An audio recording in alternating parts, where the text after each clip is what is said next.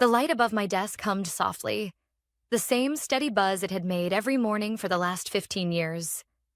Today, it sounded different, like a countdown. I stood in my office. Glass walls, city skyline, a view I'd earned line by line of code. And for a moment, I let the silence breathe. My mug, chipped on the rim, sat next to the monitor still logged into the system I had built from scratch. On the bookshelf, the photo from our first team retreat leaned slightly askew.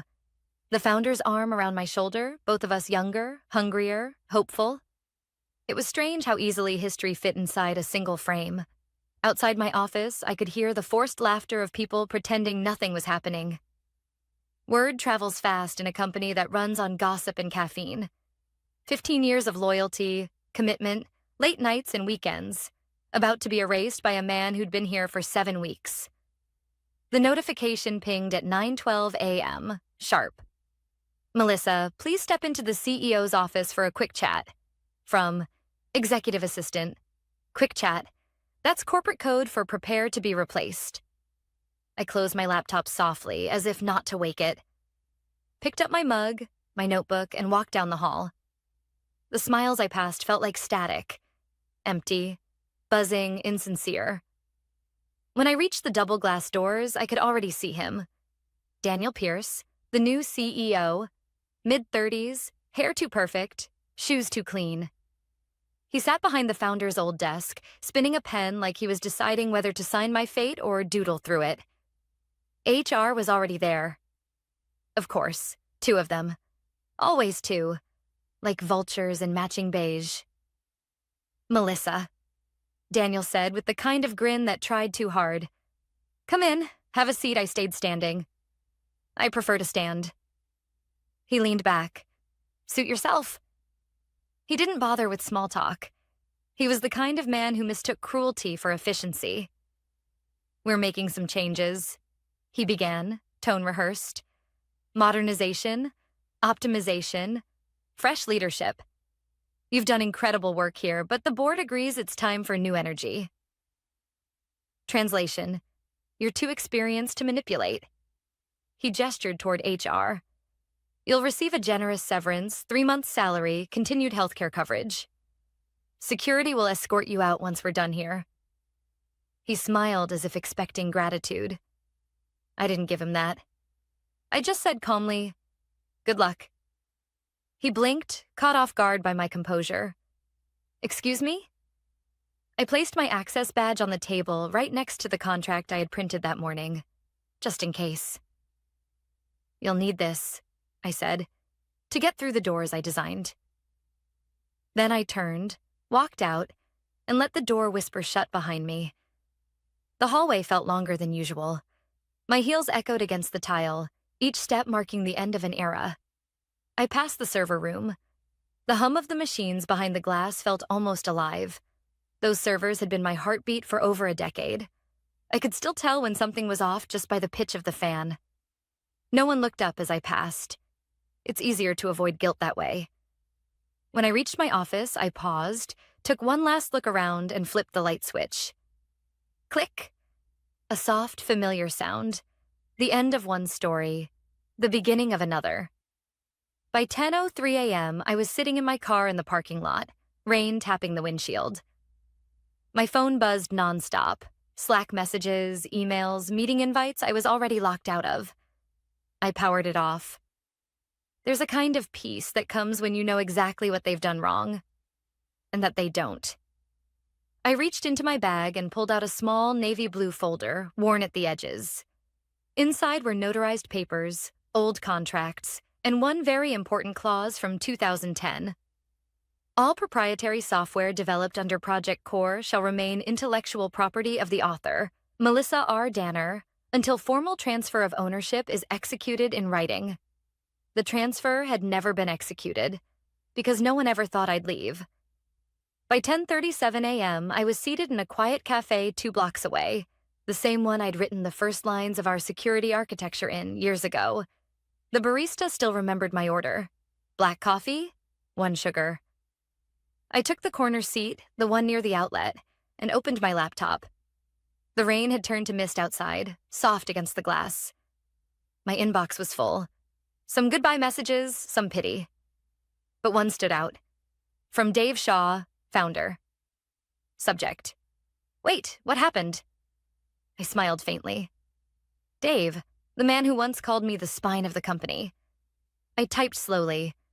Ask your new CEO. Then I closed the laptop and took a long sip of coffee. Across the street, I could see the reflection of the office building where Daniel Pierce was probably giving a victory speech to a room full of yes men. He thought it was over, but it wasn't the end. It was 10:59 a.m., and in 1 minute, the servers would start rejecting every new access request. Not because I sabotaged them, because they no longer recognized anyone but me. At 11 a.m., sharp, my phone, lying face down beside my empty coffee cup, started buzzing so violently it almost tipped over. Then it stopped. Then it started again.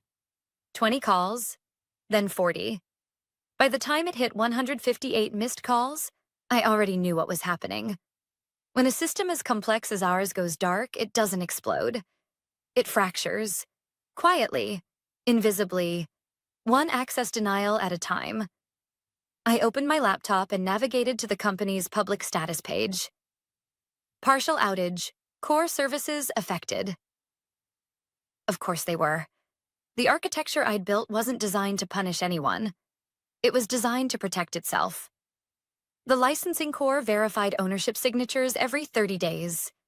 That ownership was tied, legally and technically, to one name. Mine. I'd told them for years we needed to update the assignment clause. I'd even sent reminders. They never replied. Legacy documentation, Daniel had once called it. Well, legacy was talking now. Back at headquarters, chaos was brewing. At 11:03, the customer support portal rejected all logins. At 11:08, the DevOps dashboard showed access revoked, insufficient permission. By 11:11, 3 government clients couldn't generate compliance reports. Somewhere, an intern probably tried to reboot the system. They always do. But you can't reboot ownership. My phone vibrated again. Unknown number. I ignored it.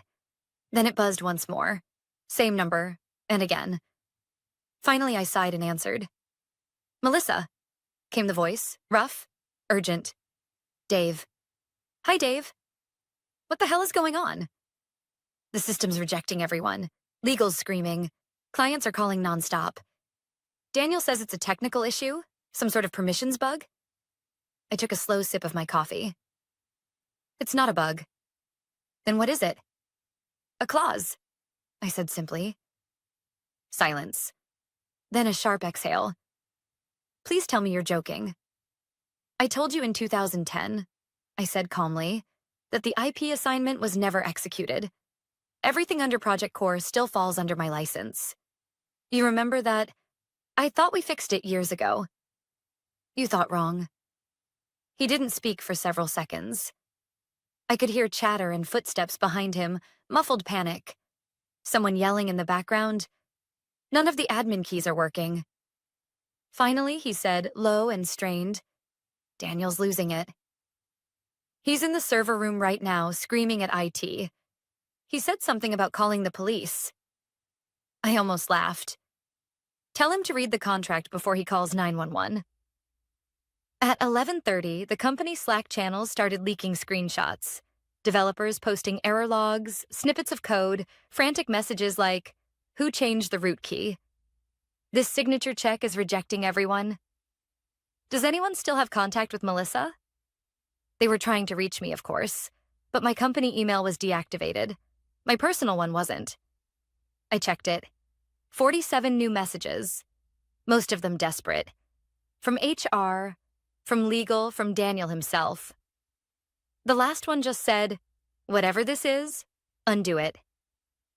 Now I didn't reply. By noon, things were unraveling publicly. A trade site had already picked up the outage. Tech giant Core Axis facing major system disruption. Internal sources cite licensing error. I smiled faintly. They called it an error, not yet a reckoning. I leaned back in my chair. The cafe quiet around me except for the sound of milk steaming behind the counter. Outside, rain streaked the window like static. The truth was, I hadn't locked them out of spite. The system was just doing exactly what I'd written it to do: verify the rightful owner. And right now, that wasn't them. At 12:04, Dave called again. His tone was different. Hoarse, defeated. "They're saying you own the software outright," he said. "Is that true?" "Yes." "For God's sake, Melissa, why didn't you tell me sooner?" "I did," I said softly. "Multiple times. You just stopped reading my emails after Daniel came in." He went quiet again. Then, "What are you going to do?" "Nothing reckless," I said. "I'm not deleting a line of code. I'm just waiting for the lawyers to read Clause 9b. What's in Clause 9b? It says that any use of my intellectual property without a valid licensing agreement constitutes breach of contract. Automatic revocation of rights." I heard him swallow hard. That means they're not allowed to run a single process until it's resolved. He cursed under his breath. "Melissa, this could sink us." "No, Dave," I said quietly. "Firing me did that." When the call ended, I opened the old folder again, the one that had lived in my drawer for a decade. Inside, I had everything: contracts, invoices, emails, notarized signatures, even the timestamped transfer draft they'd never executed. I ran my fingers across the embossed title at the top. Core Access IP Agreement. Initial Development 2010. It still smelled faintly of ink and printer paper. By 12:45, my inbox pinged again. From legal@coreaccess.com. Urgent, requesting immediate meeting to resolve IP ownership. Founder involved. Please confirm availability. I didn't respond. Not yet. I closed my laptop, looked out at the street, and whispered to no one in particular. They'll learn that ownership isn't something you can terminate. Then I finished my coffee, stood, and walked toward the door. The cafe bell chimed softly as I left, right as my phone lit up again, this time with a voicemail from Dave. "Melissa, the founder just called from London. He's furious. He just yelled, 'Who the hell let her own our $600 million software?' Call me back." Please, I didn't.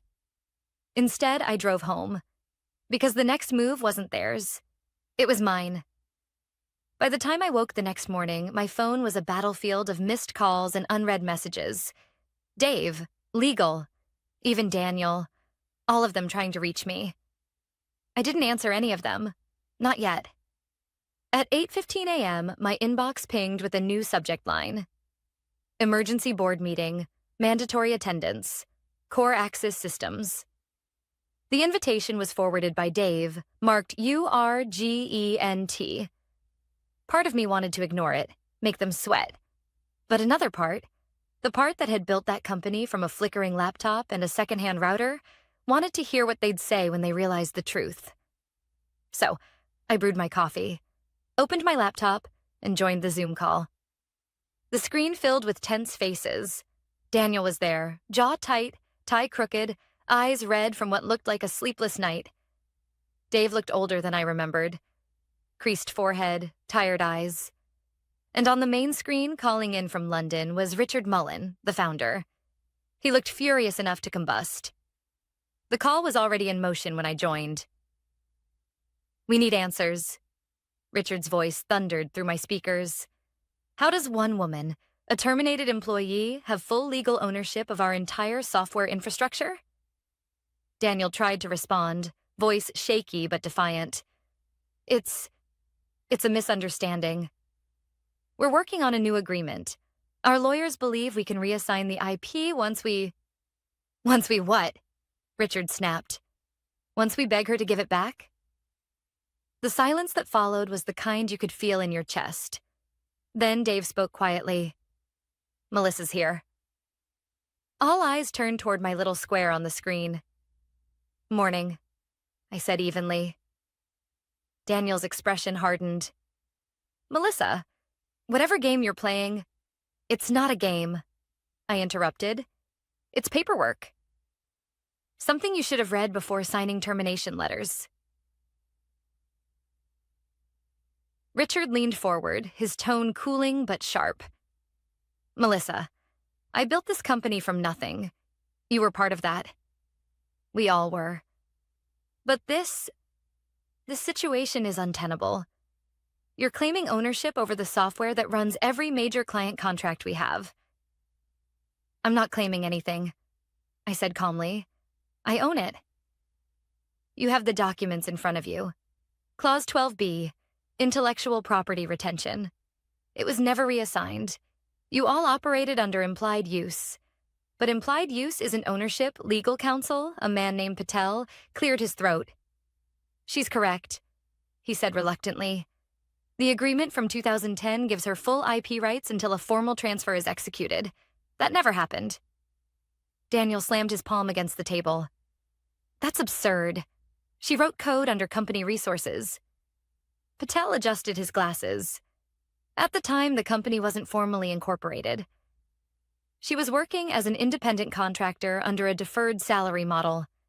Her contract explicitly stated ownership retention until equity conversion, something that, according to the records, was never finalized. Richard's glare shifted from me to Daniel. You said all this was handled when you joined. That's what you told the board. Daniel's voice rose. It wasn't my job to review decade-old documents. Actually, I said softly, it was. Dave finally spoke, voice low but steady. She warned us, Richard. More than once. I remember her emails. We just didn't prioritize it.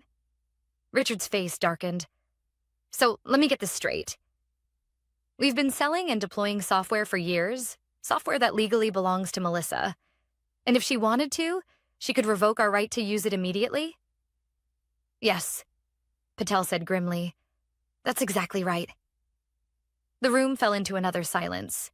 Daniel's shoulders slumped. So what do we do now?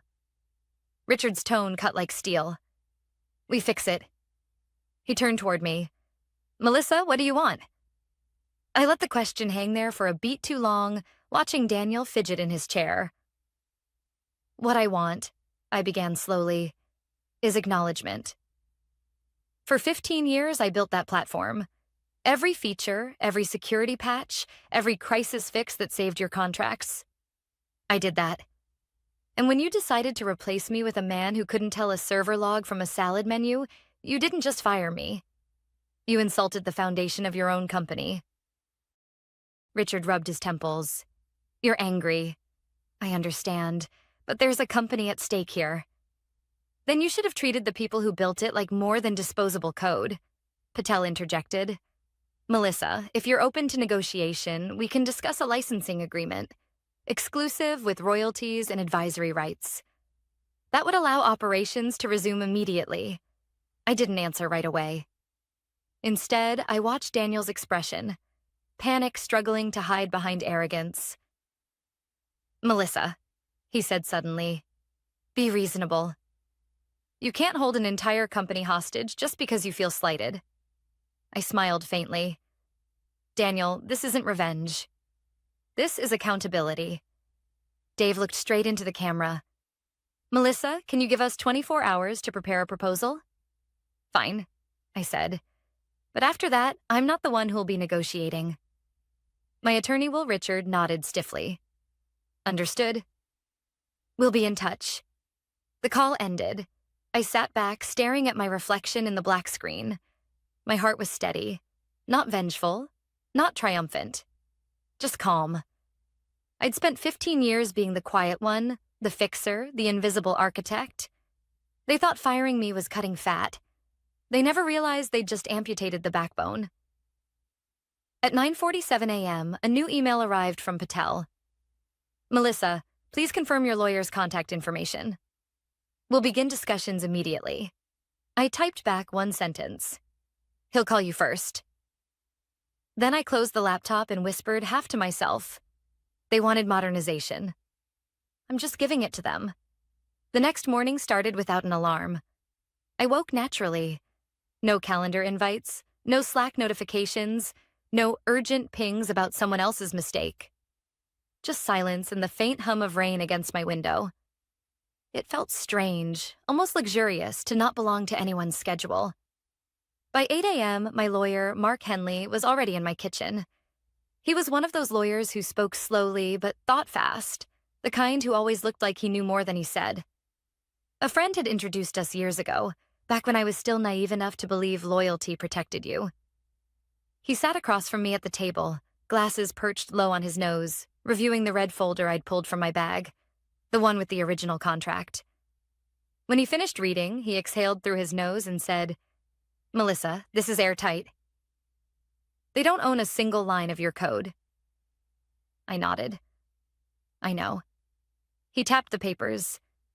"The question is, what do you want from them? Because once I make the call, you'll have their full attention." I thought for a moment. "I don't want revenge," I said finally. "I just want respect. And terms that make sure they can never do this to anyone again." Mark smiled faintly. "Then let's make that expensive for them." At 9:42 a.m., he dialed into the board's conference line. I sat beside him, coffee in hand, listening on speaker. "Good morning," he began smoothly.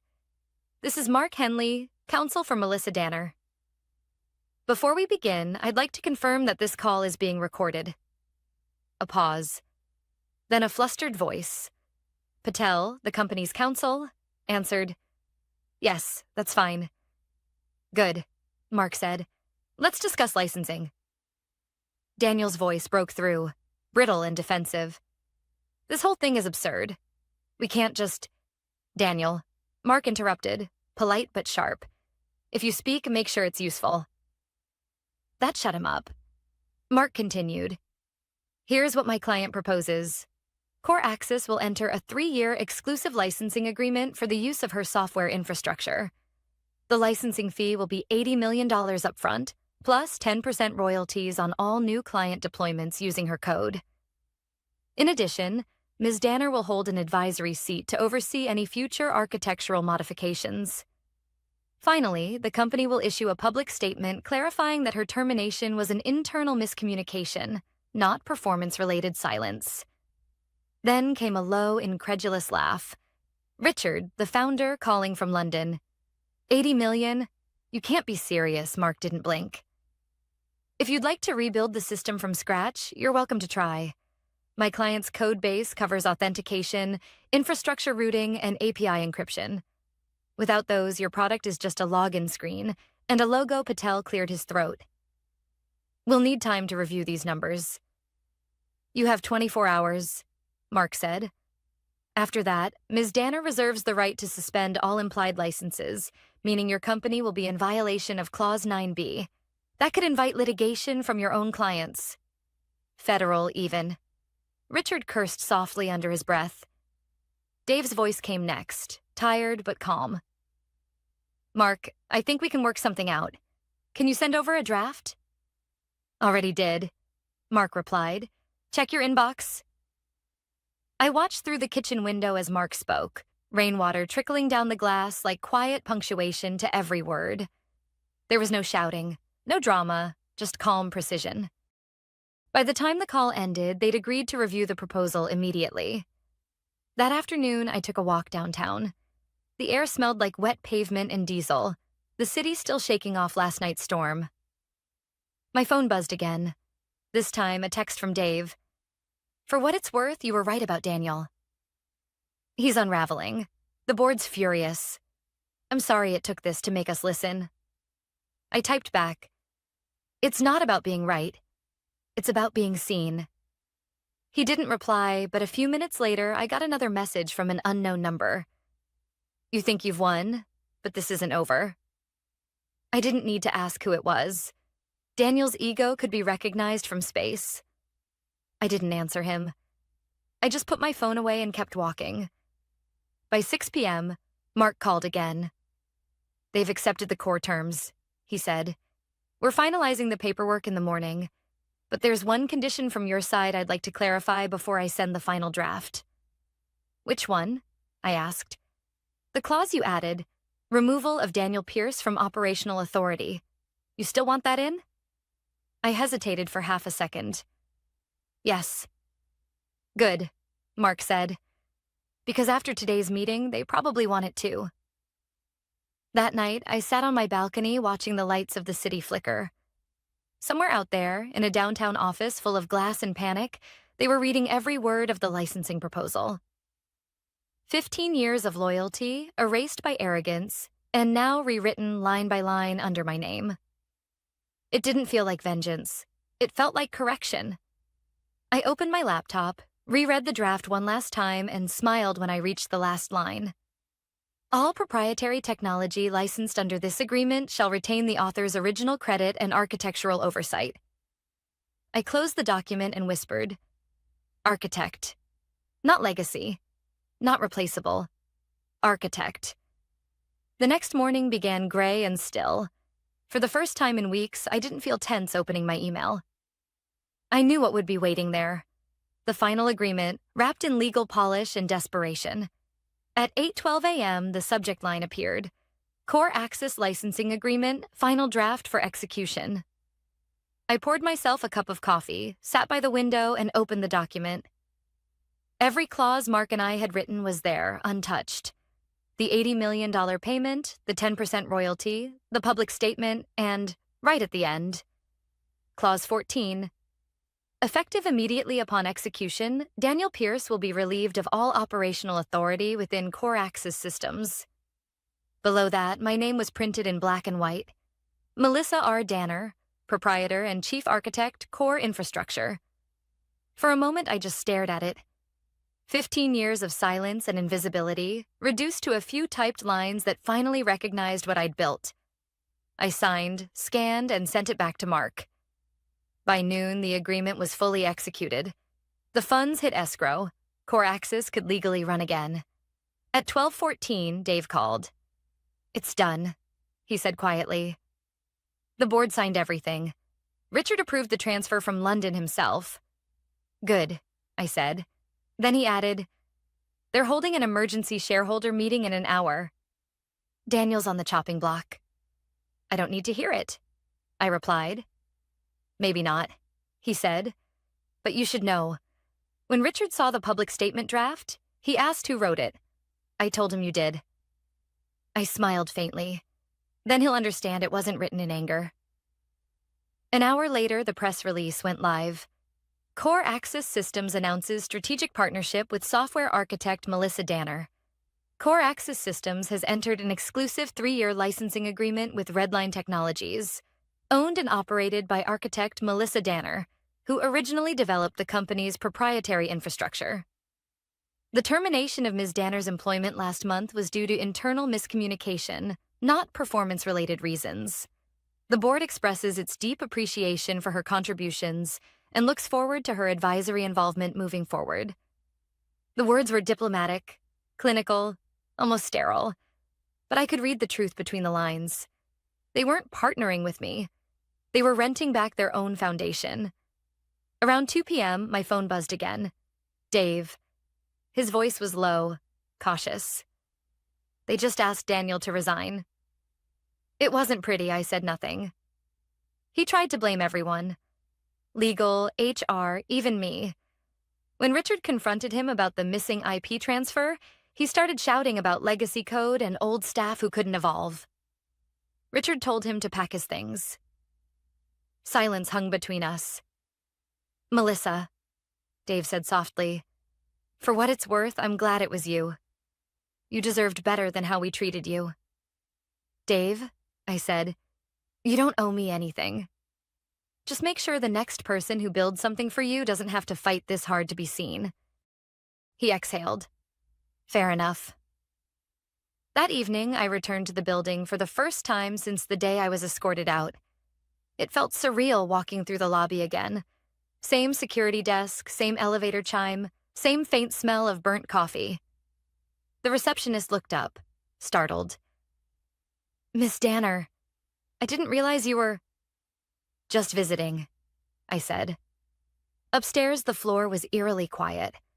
Most people were gone for the day, but a few faces still glanced up as I passed, recognition flashing across their eyes. No hostility, just something like respect. My old office door was still there, Nameplate removed, but the space was untouched. Even the small potted fern I'd left behind sat on the shelf. Half alive, hanging on, stubborn. I stepped inside, flicked the light switch. Click. Same sound. Same glow. The room looked smaller than I remembered, maybe because I wasn't afraid of losing it anymore. I ran my hand across the desk, then over the photo that still sat there. The one of me and Dave and the two original founders, long before the titles and politics. We were smiling. It almost hurt to look at it. Then I noticed something new. A printed memo left on the chair.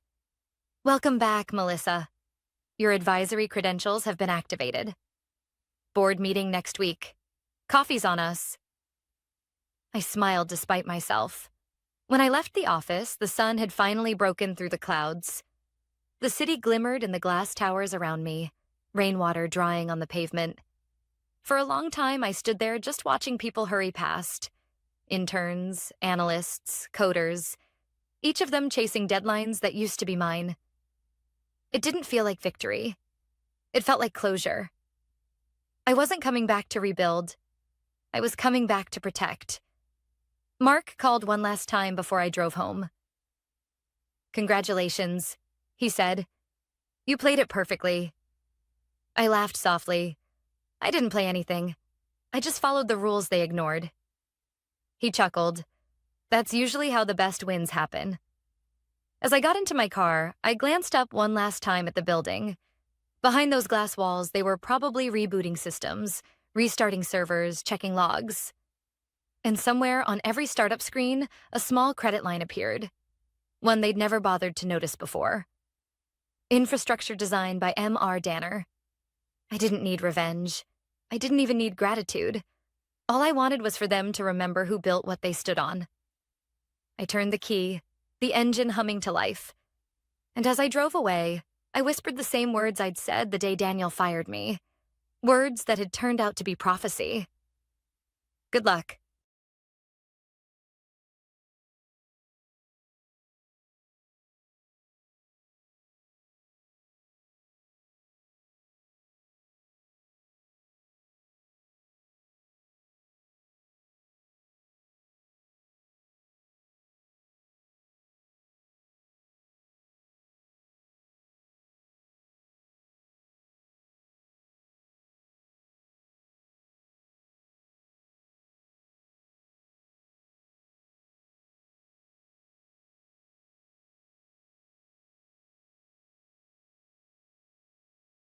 I knew something was off the moment the HR intern, Rachel, started avoiding eye contact in the hallway. She used to smile, that overly rehearsed kind of smile that came with her weekly team spirit emails. But that morning, she clutched her coffee like it was a security blanket and mumbled, "Morning," without meeting my eyes. The air in our office always smelled faintly like lemon disinfectant and panic, a mix of stress and fake cleanliness. I worked in finance audit at Larkwell Industries, a place where fluorescent lights hummed louder than people did. Precision was my job. Numbers, forms, timestamps. I was the one who made sure we didn't accidentally commit federal fraud by forgetting to check a box on a compliance report. Glamorous, I know. I'd been there 8 years, never missed a deadline, never caused a scene, never even used a sick day unless I had the medical note to prove it. And yet, that Friday at exactly 9:02 a.m., my phone buzzed with a message that would end everything. From HR department subject, company update, policy violation notice attachment, IMG_4751.jpg. When I opened it, my stomach dropped. It was my photo, my ID badge headshot. Below it, in bold red letters, fired for leaving 2 minutes early. Do not rehire. The email had been sent to everyone, every department, every contractor, even the company mailing list that reached our external partners. 2 minutes early. 2. I just stared at it for a solid minute, unable to move, while the chat notifications started exploding. What the fuck? Is this real? HR gone wild? Someone even reacted with a laughing emoji. I didn't cry. I didn't rage. I just felt hollow, like someone had taken a vacuum to my chest. I minimized the email and checked my timesheet. Thursday, clocked out at 4:58 p.m. We'd been told repeatedly that as long as we worked our full 40 hours, flexible exit within 5 minutes was fine. Even my manager, Carl, had said, "Don't stress about it." Except Carl wasn't answering his phone now. At 9:15, I heard footsteps, deliberate, clipped, heels striking tile like punctuation. It was Lexa, our head of HR, a woman who wore power suits and spoke in slogans. "Workplace culture is everyone's responsibility," she always said, right before firing someone for attitude misalignment. "Mandy," she said, stopping by my desk. Her tone was calm, too calm. "Let's talk in my office." I followed her down the hallway past the wall of framed motivational posters. Integrity, teamwork, excellence. Words that meant nothing here. Her office smelled like vanilla candles and authority. She gestured for me to sit, then slid a printed paper across the desk. Termination notice. Reason, early departure without manager approval. I blinked. "You sent that to the whole company?" Lexa smiled, small, deliberate. "Transparency is part of our new accountability model." "Transparency," I repeated slowly. "You humiliated me." "It's not personal," she said, rehearsed. "You violated timekeeping policy." "By 2 minutes?" Her smile tightened. "Rules exist for a reason, Mandy. If we make exceptions for one, we lose structure." I wanted to laugh, but it came out like a breath caught sideways. "Structure," I said. "Got it." I stood up quietly. "Then you should probably check your structure. Because those compliance reports you just submitted to the Department of Energy? They still have my name on them." She blinked, thrown off for half a second, then recovered. "That's not relevant." "It will be." I didn't wait for her to reply. I walked out, grabbed my bag, and passed 3 coworkers pretending not to stare. Someone whispered, "I heard it was about theft." Another said, "No, she cursed at HR." Gossip travels faster than logic in a corporate ecosystem. By the time I reached the parking lot, my phone had 47 unread messages and 1 missed call from legal. I ignored them all. At home, I sat in silence. My apartment was small. 1 bedroom, paper-thin walls, and a window view of a grocery store loading dock. I made coffee, opened my laptop, and logged into my personal email. I had a copy of everything: audit reports, time-stamped logs, signed compliance chains. Because after years in this job, you learn to keep receipts, especially when the company you protect doesn't protect you back. I didn't want revenge. Not yet. I just wanted truth. But the thing about truth is, once it's documented, it's unstoppable. At 3:07 p.m., a new message landed in my inbox. From Federal Energy Oversight Agency. Subject, follow-up on compliance logs. Urgent. I froze. They were auditing the grant reports. The ones Lexa had filed using my credentials. The same ones I hadn't signed off on yet.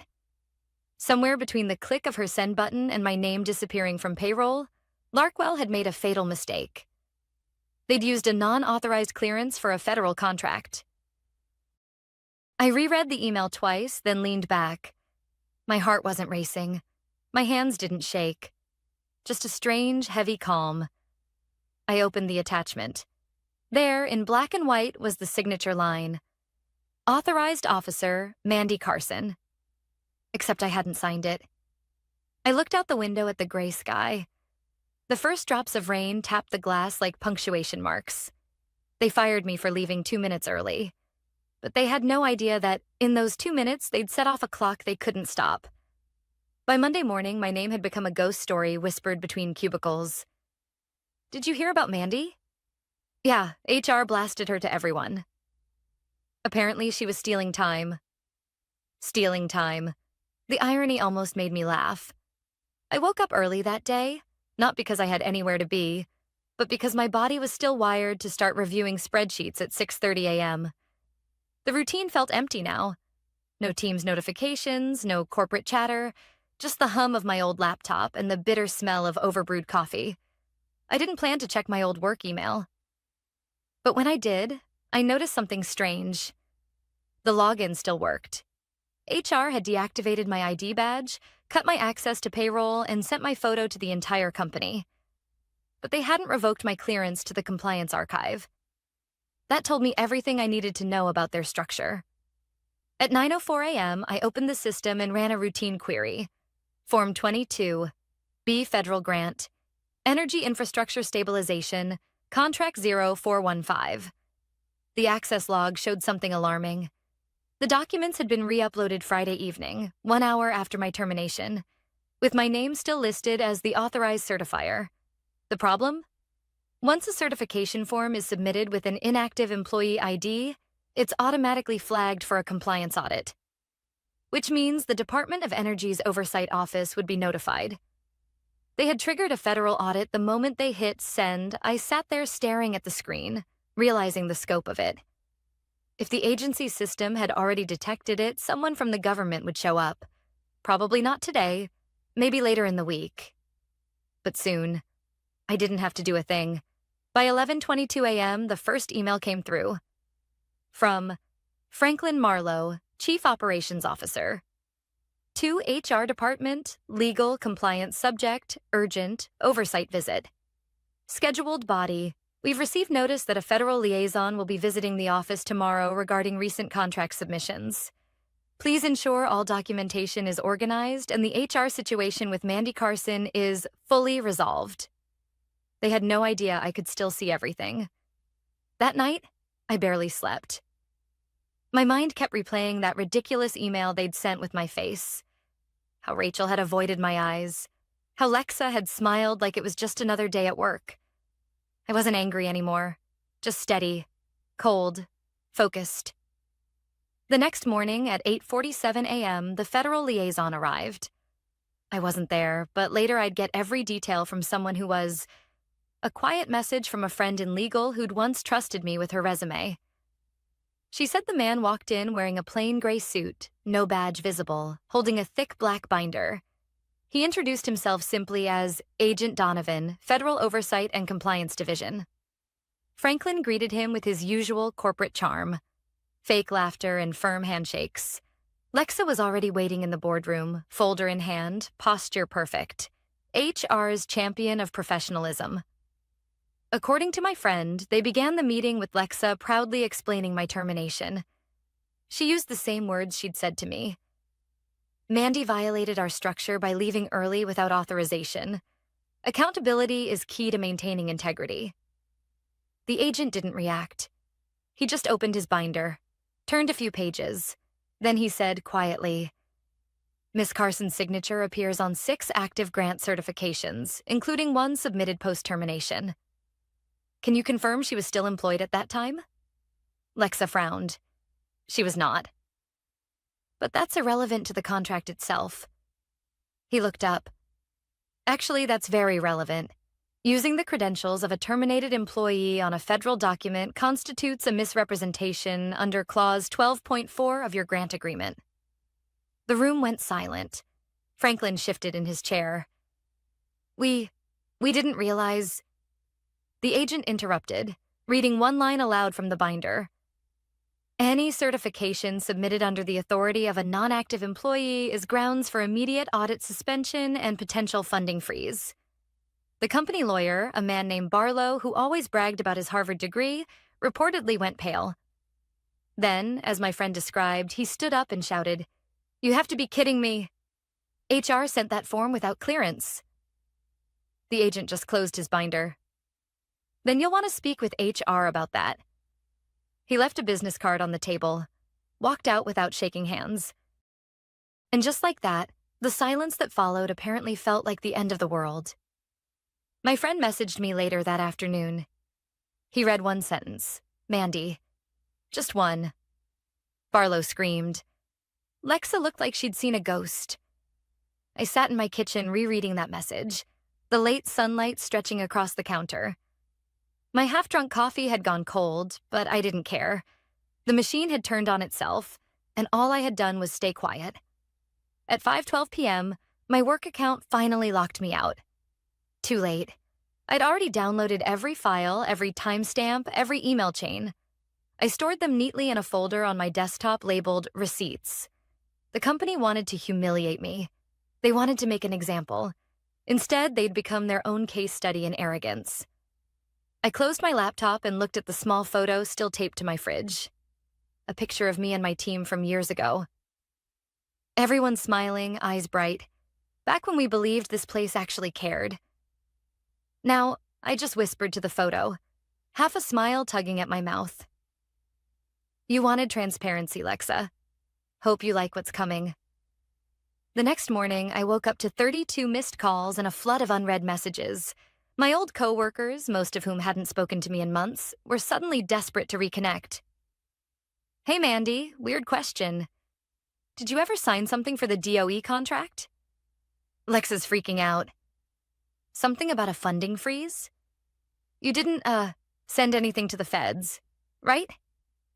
I didn't reply to any of them. I just stared at the screen, coffee cooling beside me. The same way someone might watch a building slowly start to collapse in the distance. I hadn't pushed it. I'd only existed exactly as they'd described me. Quiet, invisible, compliant. But that was the thing about compliance. When it breaks, it doesn't scream. It echoes. By 9:10 a.m., the news had hit the internal network. My friend in legal forwarded me a screenshot from the company intranet. It read, "Due to recent administrative discrepancies, all energy infrastructure contracts are under temporary review. Please refrain from discussing this matter externally." Translation: they were in trouble. According to her, the agent, Donovan, had returned early that morning. This time he wasn't smiling. He came with 2 assistants and asked to see the complete audit trail for every document bearing my name. HR scrambled. Lexa claimed she'd already handled the matter, but the assistant pulled up the file metadata in real time. My user ID was still active at the moment of submission. You could have heard a pin drop. Franklin apparently tried to spin it as a technical oversight. The lawyer jumped in with corporate jargon about administrative carryover. But Donovan didn't argue. He just kept writing in his notebook. Finally, he said something no one in that boardroom will ever forget. You distributed an employee's termination notice to external partners while still using her credentials on federal filings. That's not an oversight. That's falsification. My friend said the color drained from Lex's face like ink down a drain. The lawyer whispered something about needing to consult upstairs. Franklin rubbed his forehead and muttered, "How bad is this?" Donovan looked up, calm as a surgeon. "Bad enough that you'll be hearing from our contracts division before lunch." When I read that line in my friend's text later, I didn't smile. I just exhaled. For months, even years, I'd watched that company weaponize policies against people who couldn't fight back. They'd humiliated interns for typos, docked pay for bathroom breaks, written up employees for leaving 5 minutes early. And now, the same system that demanded absolute obedience was turning on them for the same thing. At 11:47 a.m., I received an email from my former manager, Carl. The subject line simply read, "Can we talk?" I almost deleted it, but curiosity won. His message was short. "Mandy, I had no idea they'd gone that far. HR told me you resigned voluntarily. The federal auditors are requesting your original access logs. We can't locate them on the server. If you still have copies, please call me. We're in real trouble." I leaned back in my chair, reread his words twice, then took a slow sip of coffee. For the first time in weeks, it actually tasted good. I didn't call him, but I did reply. "Hi, Carl. Hope you're well. Unfortunately, I'm no longer authorized to assist Larkwell Industries. Please direct all inquiries to federal oversight. Warm regards, Mandy." Within an hour, I got another message, this time from an unfamiliar address, miranda.k@larkwelllegal.com. I remembered her. Junior counsel, quiet, always doing the work others took credit for. She wrote, "Off the record, they're blaming you. Lexa told the board you sabotaged the system out of spite. But the logs prove otherwise. Hold on to whatever you have. You might need it. That line, "you might need it," hit harder than I expected. Because she was right. This wasn't over. By late afternoon, headlines started whispering across internal channels. A local business blog posted an anonymous tip.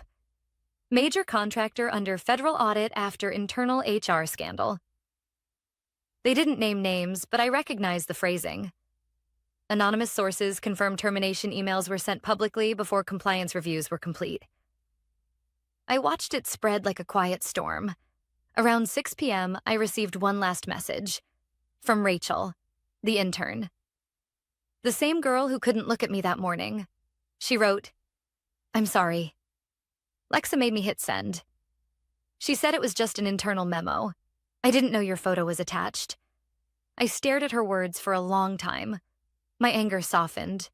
Just a little. She was young, scared, replaceable.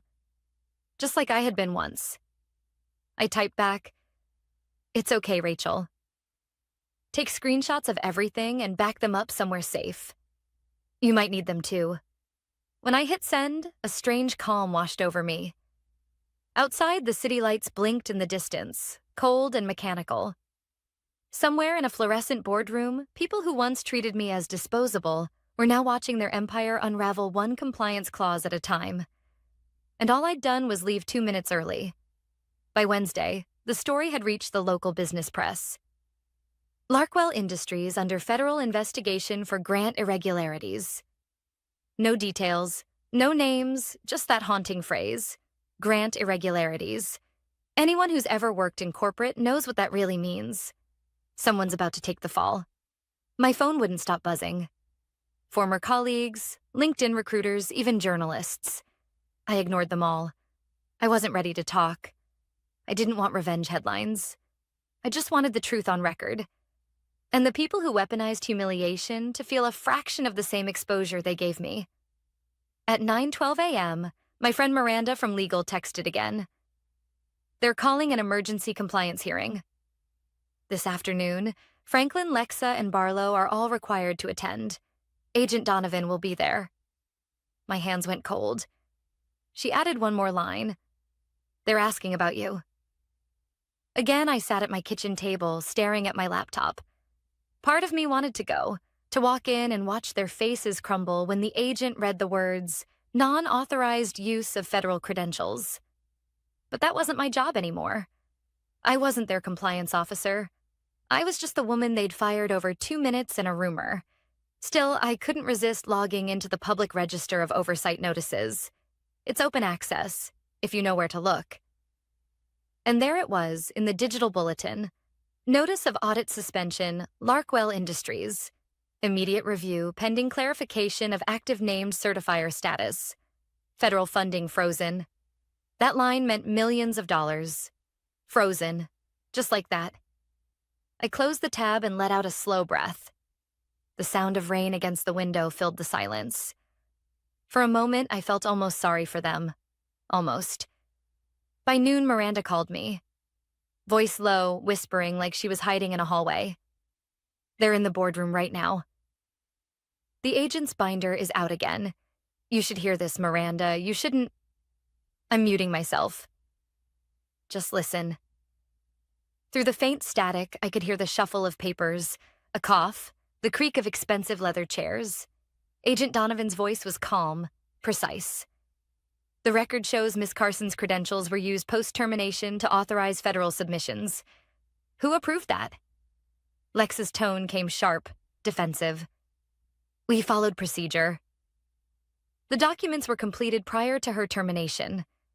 There must have been a system delay, Donovan.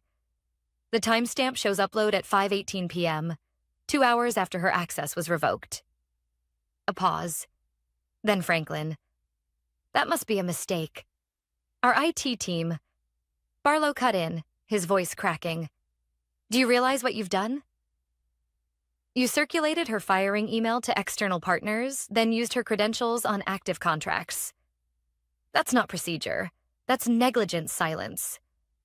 Then Donovan again, softer this time. Negligence would be a generous interpretation, counsel. I heard papers turning, a pen tapping. Per clause 12.4, he continued, this qualifies as a breach of certification integrity. You'll receive a formal penalty notice within 48 hours. Federal funds will remain frozen pending full review. Someone, maybe Franklin, exhaled sharply, like he'd just been punched. Barlow muttered, Jesus Christ. Lex's voice trembled now, stripped of polish. Agent Donovan, with respect, this isn't fair. This started with a minor policy issue. She left early. He cut her off. You humiliated an employee over 2 minutes of time and used her name on $6 million worth of federal paperwork. Fairness is relative. My heart pounded as I listened. I could almost see her expression, that perfectly practiced corporate composure cracking at the edges. Then came the sentence that would later make headlines in every industry newsletter. Effective immediately, Donovan said. Larkwell Industries is suspended from all Department of Energy contracts pending further review. You'll also need to provide documentation explaining why a terminated employee's photo was circulated publicly. That constitutes a data breach, Barlow swore under his breath. Franklin's voice broke. Is there any way to resolve this quietly? The agent replied, You can try, but the report's already filed. My team doesn't do quiet. And that was it. The sound of chairs scraping, paper shuffling, the slow collapse of arrogance. Miranda whispered, He just walked out. I didn't say anything. My throat felt tight. My pulse steady but loud in my ears. Mandy, she added quietly. Lex is crying. I closed my eyes. For a long moment, I didn't know how to feel. I wasn't happy. Not angry either. Just resolved. That afternoon, a news alert hit my phone. Federal oversight suspends Larkwell Industries. Breach of certification integrity alleged. No one mentioned my name, but anyone inside the company would know. That night, I took a walk. No destination, just city blocks and neon reflections on wet pavement. I thought about how easily they'd turned on me, how publicly they'd tried to erase me. And now, because of one careless email, they'd erased themselves. When I got home, another message waited in my inbox. From Miranda, just 2 words. They're done. I sat down, took a long breath, and whispered to the empty room. No, Miranda. They just learned what accountability really looks like. 3 weeks later, the building that once consumed my life looked smaller. Maybe it was the distance, or maybe the illusion of power finally faded once I stopped standing beneath its fluorescent lights. Larkwell Industries, once the self-proclaimed pillar of corporate integrity, now sat under federal investigation, its name quietly removed from half the partnership listings it used to brag about. I hadn't heard from anyone except Miranda. She'd quit 2 days after the hearing. Said the board wanted her to restructure all compliance documentation, but refused to pay overtime or legal counsel to do it. They're still pretending this can be fixed, she'd told me. It can't. She was right. You don't rebuild trust with scented candles and new HR slogans. You rebuild it with honesty, something Larkwell never learned. That Monday morning, a thin white envelope slid through my mail slot. No return address, just my name printed neatly across the front. I turned it over in my hands for a long time before opening it. Inside was a single sheet of letterhead. Department of Energy, Federal Oversight Division. Dear Ms. Carson, the department acknowledges your role as the original certifying officer on multiple Larkwell Industries grant submissions. Following the completion of our audit, your documentation has been verified as accurate, and your termination has been noted as unrelated to federal performance. We are pleased to inform you that due to your compliance record, you are eligible to serve as an independent consultant on future oversight reviews. Please contact our office if interested. Respectfully, Agent M. Donovan. I must have read it 10 times. It wasn't emotional. It wasn't dramatic. It was just clean, factual acknowledgement. The kind of truth that doesn't need to shout. But that letter meant everything. It meant my name wasn't a scarlet label anymore. It meant they couldn't bury me under that red marker. Do not rehire. I placed the letter on the kitchen table beside my laptop and just sat there in silence. The sunlight fell across the paper in a soft rectangle, like a quiet apology from the world. At 11:07 a.m., my phone buzzed with an unknown number. I hesitated, then answered. Mandy? The voice was rough, tired. It was Franklin. I didn't say anything at first. He cleared his throat. Look, I wanted to call personally. The company's going through restructuring. I know things were... He stopped, searching for words. You didn't deserve what happened. None of it. I let the silence hang just long enough to make him squirm. Then I said, You sent that email to the entire company. He sighed. I didn't. HR did. Lex is gone, by the way. So is Barlow. They resigned after the audit report. But the damage is permanent, I finished. He didn't argue. We lost every federal contract. The partners pulled out. I'm trying to hold things together, but... He trailed off. Anyway, if there's anything I can do, anything you need... I almost laughed. What I needed was respect. That's free, Franklin. There was nothing left to say. He muttered something about wishing me well, then hung up. Afterward, I just sat there, letting the quiet settle around me. I wasn't angry anymore. I wasn't even vindicated. Just... done. That afternoon, I printed out the federal letter, slipped it into a clear frame, and set it on my desk. I opened my laptop and drafted an email to Agent Donovan. Dear Agent Donovan, thank you for the opportunity. I'd like to formally accept the consultant role. I've attached references and documentation of my previous audit experience. Sincerely, Mandy Carson. I hovered over the send button for a second. Not because I doubted it, but because I finally understood the weight of calm decisions. Then I clicked. The next morning, I walked to a small co-working office downtown. Nothing fancy, just a few shared desks and a window with light that didn't flicker. I signed the lease for one of the cubicles under a new name, MC Compliance Consulting. On my first day, I brought a mug from home.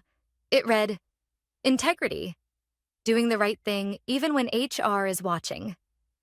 At noon, I made a sandwich, turkey, mustard, a little lettuce, and sat at my desk to eat it. No one stopped me. No one stared. No one took photos. Just silence. The good kind. Later that week, Miranda stopped by. She handed me a small envelope. This came to my house by mistake. Probably meant for you, inside was a faded piece of paper, the infamous HR email, printed out, my old badge photo and all. Someone had scribbled over the words, "Do not rehire," and written instead in blue pen. She was right. No signature, just that. I placed it next to the framed letter from the Department of Energy. Two artifacts of the same story. Humiliation turned into proof. Injustice turned into purpose. Sometimes I think about Lexa, about that boardroom, about how one careless email became their undoing. But mostly I think about how fragile dignity is, how quickly it's stolen and how quietly it can be reclaimed. They fired me for leaving 2 minutes early, but in those 2 minutes I gained something none of them ever will. The power of silence backed by truth. I leaned back, took another bite of my sandwich, and smiled. Lunch break. I said to no one in particular. No approval needed.